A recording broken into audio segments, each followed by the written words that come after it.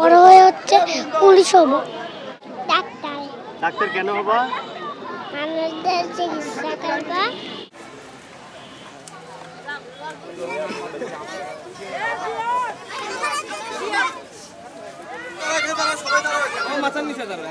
আমাদের যে বাংলা ভাষাকে কেন্দ্র করে আমাদের পূর্বপুরুষগণ তাদের বুকের তাজা রক্ত দিয়ে আমাদের এই ভাষাকে আমাদের বাংলাদেশে যেন আমরা এই ভাষায় কথা বলতে পারি সেই পরিবেশ তৈরি করে গিয়েছিলেন।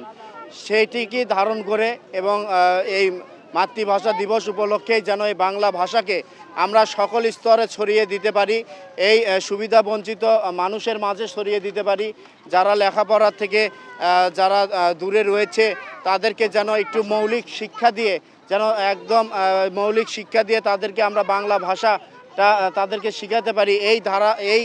এই লক্ষ্য নিয়েই আমাদের বাংলাদেশ জাতীয়তাবাদী ছাত্রদল বগুড়া জেলা শাখার পক্ষ থেকে আমাদের এই উদ্যোগ গ্রহণ করা হয়েছে। এখানে একটি পাঠশালা আমরা উদ্বোধন করলাম। এই পাঠশালাতে আমাদের সপ্তাহে 3 দিন এই এলাকার যে সুবিধা বঞ্চিত মানুষজন এখান থেকে সুবিধা গ্রহণ করবে। লক্ষ্য এবং উদ্দেশ্য আমাদের যে ছোট ছোট সোনামণিরা তারা যেন আমাদের ভাষা আন্দোলনের যে প্রতিপাদ্য, আমাদের যে 21শে ফেব্রুয়ারি যে আন্তর্জাতিক মাতৃভাষা দিবসের যে তাৎপর্য, এই দিবসের যে তাৎপর্য গুরুত্ব, এটি আমাদের তরুণ প্রজন্ম এবং ছোট ছোট সোনামণিদের মাঝে এই দিবসের প্রতিপাদ্যকে আমরা ছড়িয়ে দেওয়ার চেষ্টা করব। একই সাথে আমাদের যে পাঠশালাটি এখানে আমরা উদ্বোধন করলাম, আমাদের ছাত্রদলের নেতাকর্মীরা, মেধাবী শিক্ষার্থী যারা রয়েছে, ছাত্রদলের নেতা এবং কর্মী সমর্থক যারা রয়েছে, তাদেরকে দিয়ে আমরা নিয়মিত এই পাঠশালাটি কার্যক্রম পরিচালনা করব। আমরা নিয়মিতভাবে এই পথ শিশুদের যে প্রাথমিক শিক্ষা এটি নিশ্চিত করার জন্য আমরা সর্বদাই কাজ করব ইনশাআল্লাহ।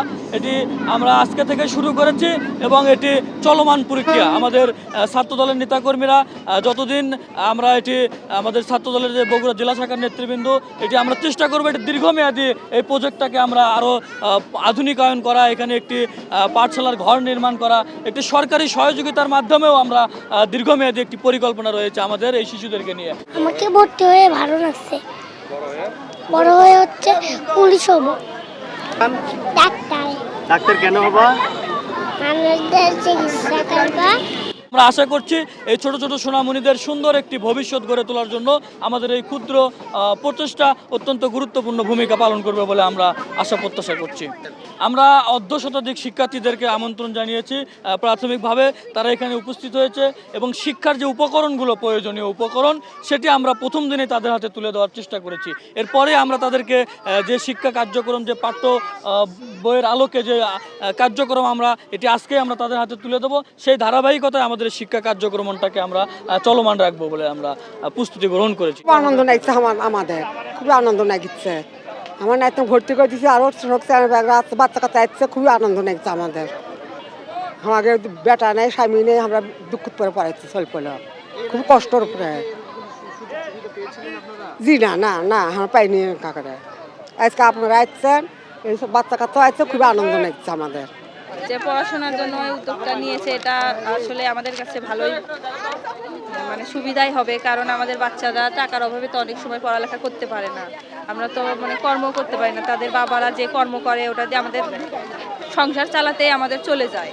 তো এখানে যদি একটা স্কুল বা লেখাপড়ার কোনো সুযোগ করে দেয় তাহলে আমাদের বাচ্চাদের জন্য ভালোই হবে, কারণ আমাদের বাচ্চারা এখানে লেখাপড়া শিখবে, শিখে একটু তাদের যে বিকাশটা সেটা হয়ে তারা যা বড় হয়ে কিছু করতে পারবে। আজিজুল হক কলেজের, শাহসুলতান কলেজের মেধাবী ছাত্ররা এখানে ক্লাস নিয়ে এবং তাদেরকে মৌলিক যে শিক্ষাটা সেই শিক্ষা দেওয়ার চেষ্টা করবে। আমি মনে করি বাংলাদেশ জাতীয়তাবাদী দলের চেয়ারম্যান এবং বর্তমান বাংলাদেশের সবচেয়ে বেশি ভোটে নির্বাচিত জনাব তারেক রহমান, বাংলাদেশের মাননীয় প্রধানমন্ত্রী যেরকম ভালো কাজের মধ্যে দিয়ে তার নতুন জীবনকে শুরু করেছে, মানবিক কাজের মধ্যে দিয়ে নতুন জীবন শুরু করেছে, ধর্মীয় কাজের মাধ্যমে নতুন জীবন শুরু করেছে।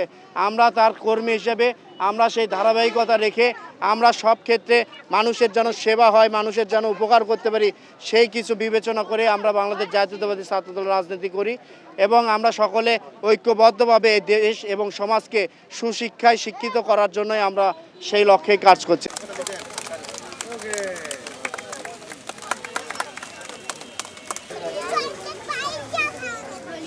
Really.